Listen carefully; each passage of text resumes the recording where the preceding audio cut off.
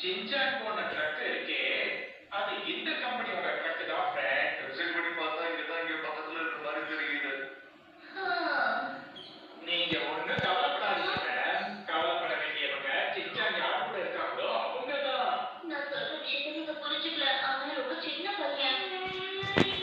நான் சும்மா கிண்டல் பண்ணேன். நேற்று ராத்திரில இருந்து ட்ரை பண்றீங்க. வேணும்னா நீங்க கொஞ்ச நேரம் ரெஸ்ட் எடுத்துக்கோங்க.